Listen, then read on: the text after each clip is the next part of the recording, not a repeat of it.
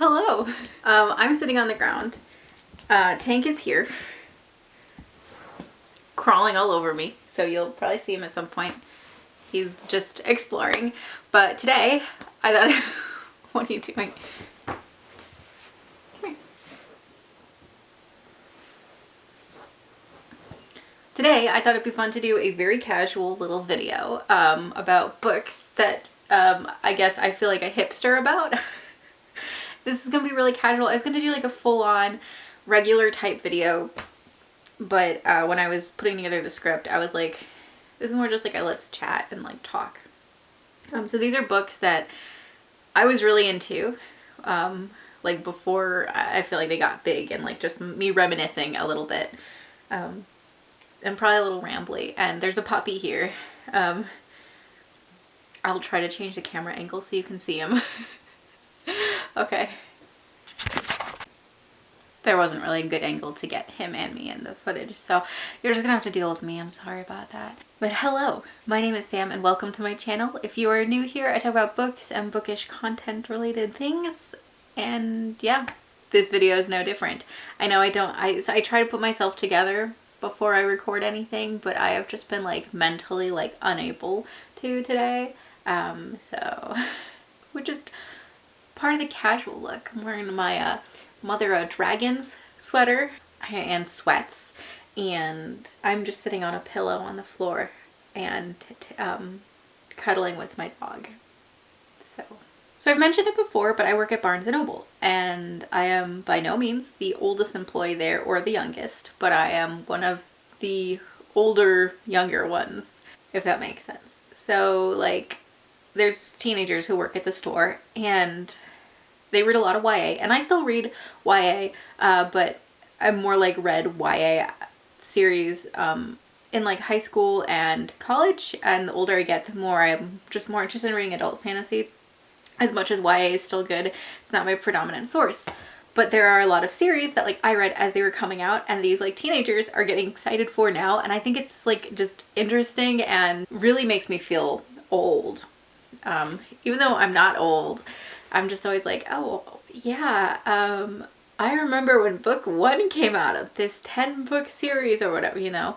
So it's interesting. It's really interesting. And that paired with the fact that Shadow and Bone is getting super big again because of the TV show has made me really want to be like, talk about and reminisce about like books that I jumped on the bandwagon when they were big the first time, or like just starting to get big. This is me by no means like bragging or being like, oh, I'm a real fan because I've been around for the long time, because that, I don't think that at all. I just think it's this really interesting, like almost like jealousy based thing where I feel weird sharing these books with such large communities. I'm happy for the authors and for the fandoms because I think this is great for everyone involved. But personally, I'm a little like, but he was my favorite character, you know, like. But I don't mean it in a harsh way, because I think we all experience it when something we love gets big or gets traction. It happens to all of us. It happened to Marvel fans when the Marvel movies started coming out, and it'll probably happen to a number more of fandoms as these things continue to take off. So this is me just reminiscing about 3 series / authors that I jumped on the bandwagon very early in their careers. And I remember when they maybe were big, but not nearly as big as they are today. There are a lot of series. I could talk about this.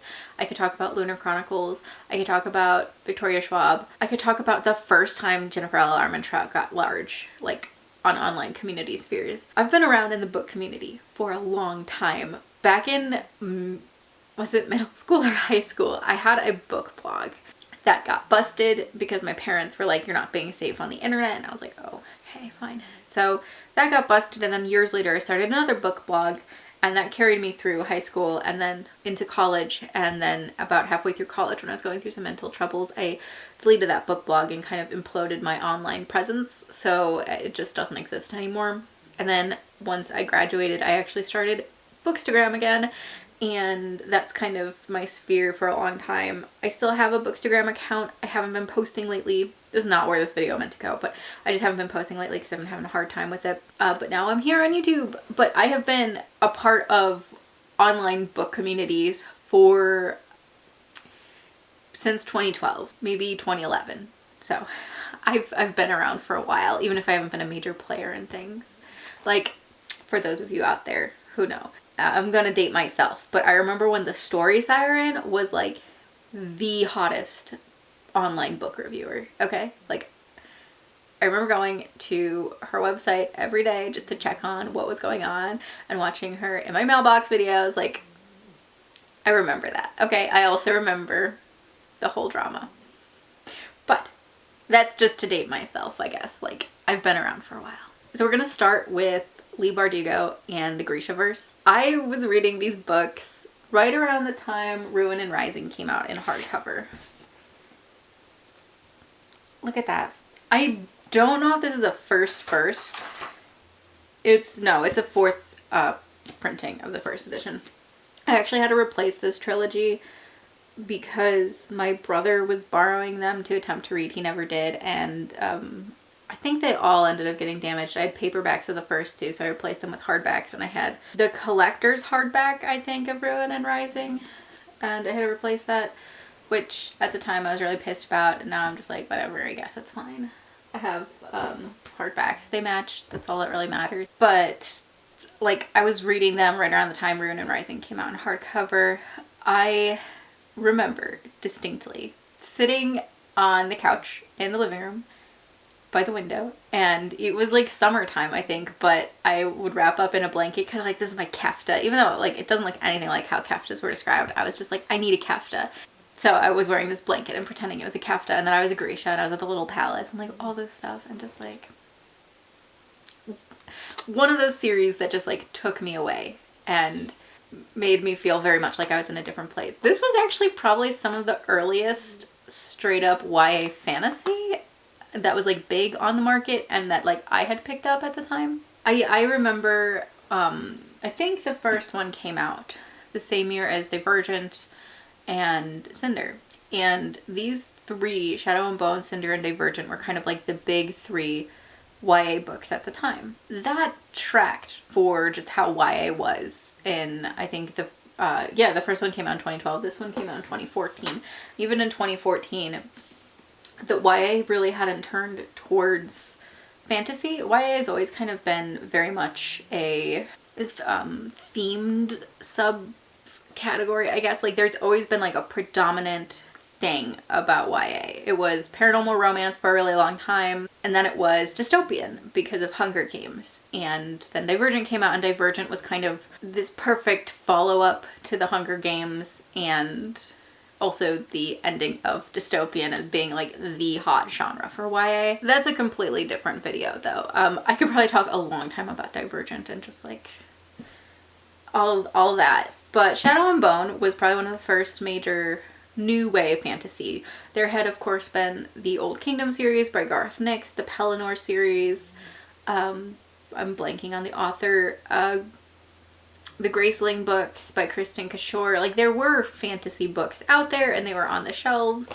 The Thief by Megan Whalen Turner, like, they existed and they were fairly popular. Like, they weren't like hated or anything, but fantasy really hadn't come and been like the heart of YA, while Shadow and Bone was sort of the beginning, I would say, of this wave of YA fantasy being like the genre. That being said, like, the Grishaverse was fine. It was popular enough. People liked it. Booktubers really liked it. The Darkling has always been a big draw for a lot of readers and for a lot of the fandom, but it didn't get big, right? Like, it was fairly large. It was like one of the YA series of 2012, but it didn't get huge until Six of Crows came out. And I don't think it was immediate, but it took a couple months. But then suddenly it was like Six of Crows is like the best YA fantasy book ever. Like, it blew up the Grishaverse and it blew up Leigh Bardugo in this like fantastic way. But that was the first time when I was like, oh wow, I have to share these books with a lot of other readers now.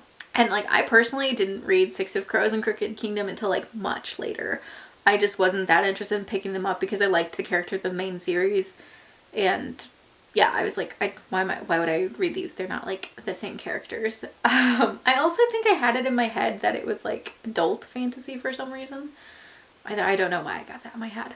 So that was like the first time it started getting really big, like bigger. And of course now with the show, it's huge, it's everywhere, and it feels like what was a closed fandom is suddenly like blown up.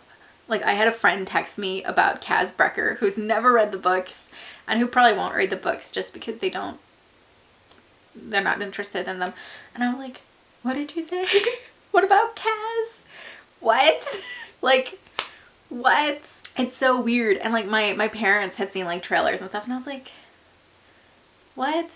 This is weird. It's so weird. It's great. Like, I'm so happy for Lee. I'm so happy for the whole fandom because we have a show now, but it's so hard to wrap my head around it. And oh my God, when they cast Nikolai, I'm going to have to share him with that many people? I don't think so. I don't think so, right? But it's so weird to think that it came out almost 10 years ago. The series started coming out, and look at it now, right? Like, look at it now. But speaking of fantasy, I have notes here. Speaking of fantasy, there's one author who, and I think this would be another video as well, but there's one author who just changed the name of the game for the YA genre and really put fantasy at the top of the genre, and that is Sarah J. Maas. This is a first edition, first printing copy of Throne of Glass with the original American cover, which I actually liked. I actually liked this cover. I thought it was fine. I think it would have been interesting to see what the rest of the series would have looked like with this theme. I like this cover still. I prefer it, we could even say. And not only that, but it's signed because I went and saw her on tour before she got huge. She was on tour with a couple other authors, Erin Bowman, Susan Dennard, and someone else, and I'm so sorry that I'm blanking on it. I'll try to figure out who it was, but I don't think I have that information anymore. Throne of Glass, though. I actually pre-ordered this book. I wasn't like big into pre-ordering at the time. I was actually, here's another name, I was actually ordering the first book in Brigid Kemmerer's Elemental series. So yes, I was early on the Brigid Kemmerer train as well, or the first two books or something, because like they had gotten on my radar, and this was recommended in the Amazon like recommends area. So I looked at it, and just on the basis that she was an assassin competing in a game, I was like 100% I will pre-order this. So like I hadn't seen any early hype, I hadn't heard anything about it. I was just like, sounds great. Sounds good. The cover's neat. I love fantasy. So that's how that happened. So I've read this book like 10 times or something, because I would read it like every year in anticipation of the next one coming out. So Throne of Glass. This one didn't make huge waves until about book 3 came out. So there were YouTubers who really liked it. Peru's Project Reagan was one of the first really big supporters of it, and it had a pretty decently sized fan base. It was nothing huge. It was just like, oh, this whole series will probably be published because enough people are reading it. And then book 3 came out, and that's when things changed. So that's the book when Rowan is introduced, and I think that was a tipping point. I think that was a point when a lot of fans of the books had been like, hold on, who's this? And then they started talking about Rowan. They start talking about the plot twists that are happening at that point. Like, things are being complicated. And that's when the internet was kind of like, oh wait, hold on. This looks great. And people started jumping on it. And then A Court of Thorns and Roses came out. And that was big. That was pretty well liked. It was new adult. New adult was a category, a genre that was really getting experimented in at the time, and that people were really starting to discover. And there were, you know, I was like in that category of, it would have been more accurate to my age because I was a young adult going into college. I think Court of Thorns and Roses came out the year of my senior year, I think, or something like that. And then, you know, we get Queen of Shadows, which was big. And then we get A Court of Mist and Fury. And if you weren't there for, like, I mean, this book is big now, right? Like, that book is like huge. Everyone on the book sphere, the fantasy romance book sphere, has read it, or at least owns a copy. But if you weren't there for the immediate like just ripple effect that this book had in the fan base, and the amount of people who started reading these books because of A Court of Mist and Fury, like, I don't know how to describe it exactly, except that it was crazy. It was suddenly all of these people reading it, all these people coming in and just falling in love with Rhysand, with the books, with all of this. And I mean, that's the book that launched her. I fully believe that is the book that launched Sarah J Maas's career to just like impressive super heights. Without that book, you know, she wouldn't be the queen of like fantasy that she is today, you know? So that was the first moment when it just got big. Like that, it was like as if the books were getting a show almost, because of just how big this launched everything. And then it was kind of like every subsequent book just kind of pushed it more and more.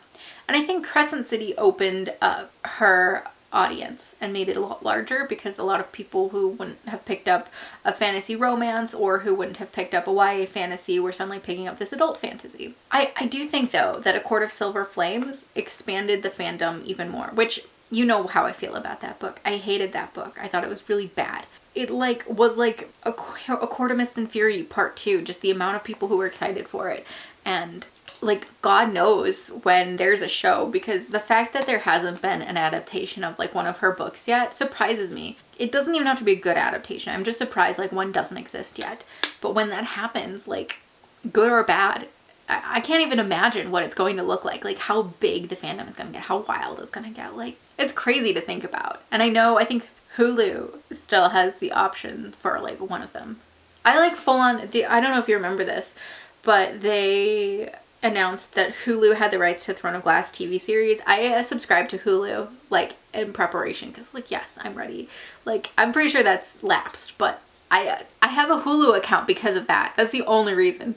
I'm not kidding. But finally, our final series author I want to talk about is Cassandra Clare and the Shadowhunter World books. I have with me Clockwork Angel, because this is the one that I have the most like anecdotes about.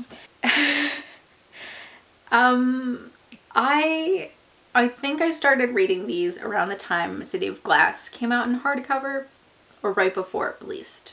I remember seeing advertisements for it at the bookstore. It had a display and everything.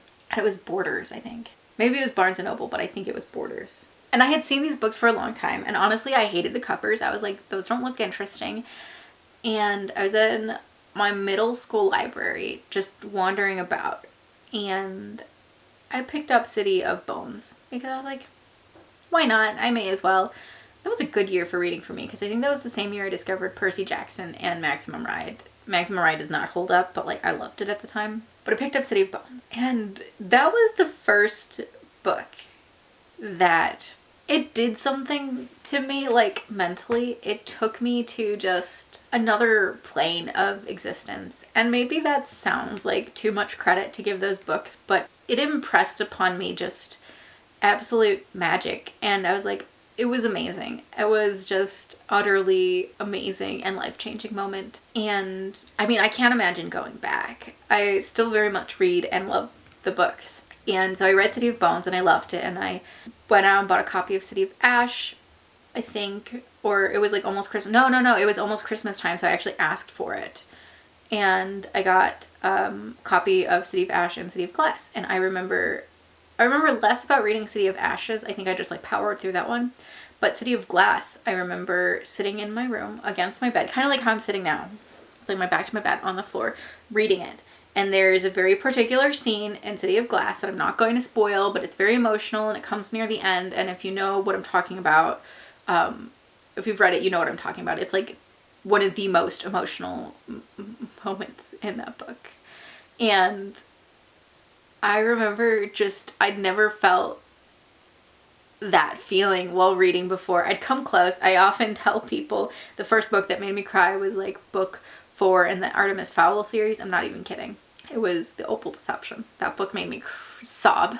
But like, I'd never felt just the way that City of Glass had made me feel. And yeah, like it was incredible. And then the next Christmas, I think, Clockwork Angel came out. Hello. I think this is a first. Hold on. It is. It's a first. I think all of them post Clockwork Angel are first printing first editions, just because I have been reading them for that long. And I read this book. I was excited for it. I was like, oh yay, more Shadowhunters, except it's like sad. It's a prequel, right? It's set in England. I fucking hated it. Okay, I hated this book. I hated this book so much. I couldn't, you're gonna hate me, I couldn't stand Will Herondale. I was like, he's garbage. He's so garbage. Like, I loved Jem and I loved Tessa, but I hated Will, and I can't even begin to describe like how much. And I also wasn't like a big fan of Charlotte or Henry. I do think like of all the Shadowhunters books, these ones read like the oldest, and I just wasn't down for it. I was like, no, this is bad. Fine, she's making more Mortal Instruments books. I'll just read those. I don't need to read these. And then the fourth like Mortal Instruments book came out, I think. And then eventually Clockwork Prince, which is book 2, was coming out, and we were at a mall and my dad needed to get something from like Sears, and there was a Barnes & Noble there, so I was like, okay, can we just go in? I'm gonna get it. So I picked it up and I was like, okay, fine, I'll read it. But I was like, I don't remember anything from book 1, like at all. I don't remember anything. So I went back and I reread Clockwork Angel, and I don't know what was wrong with me the first time, because the second time I read it, I fell in love with this book. Like, it was like the best thing I had ever read. Like what took me so long, right? Like, I don't know what changed. I loved Will Herondale the second time. Yeah, and from there I never looked back. Like, there was no doubt after rereading this and like falling in love with it, there was no doubt ever that I would not read a Shadowhunter book. And you know what, the series has always been fairly large. It's had a pretty decently sized fan base. I do think, I mean, the movie came out. I remember the movie. I actually liked the movie except the ending. I didn't like the ending, but everything up to the ending I thought was really good. I couldn't stand the TV show. I remember being so excited for the TV show and just like following along all the like behind the scenes stuff and the actors on like every social media. But I can't stand the TV show. Ugh, garbage. I do think the TV show brought a lot of new fans to the community, and that's cool. Not in the same way that Shadow and Bone is doing. I think Shadowhunters in a lot of ways maintained its like somewhat different fan base because it is different enough from the books, but it did bring new fans in. But I think what really made these books big, again, like a second, like a revival almost, was Lady Midnight. The Dark Artifices were a lot of people's first Shadowhunter books, which makes sense because it's a good place to pick up, and I think in some ways, especially character-wise, it has a stronger start. Lady Midnight's fine. I really liked Lord of Shadows. I was not impressed by Queen of Air and Darkness. Maybe I should reread it. Maybe I should reread it. Maybe I'll love it.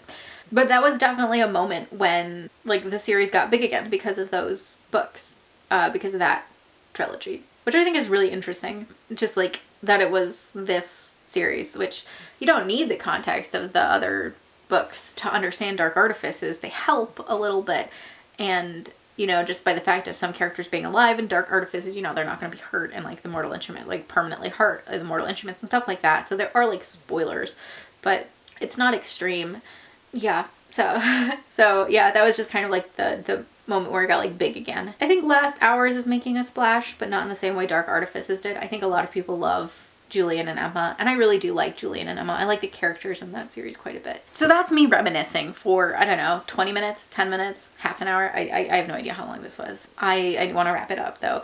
Before I wrap it up, are there any books, any series, any authors that you were like, I was into this person before they got huge, and you just want to talk about it? Let's like just talk about it down below. I think it's so fun to hear people's like book origin stories and to be like, oh, you've been reading that since how long? Like, whoa, that's crazy, you know? And I'm not going to be like, oh, I'm always first to a series. I'm so often not. I'm more often these days like super far behind picking things up.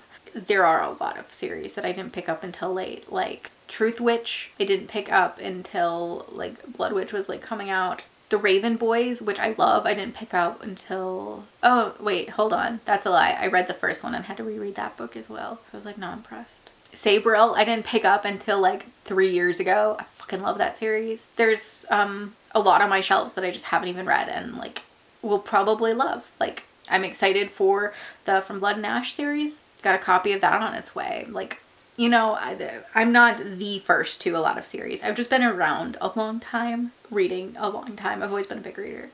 But now I'm rambling even more. So I'm going to say goodbye. Have a great rest of your day. I hope you are staying warm or staying cool. If it's too warm where you're at, I hope you're comfortable. I hope you're happy. I hope you're healthy. And I hope you are reading a wonderful book. Bye.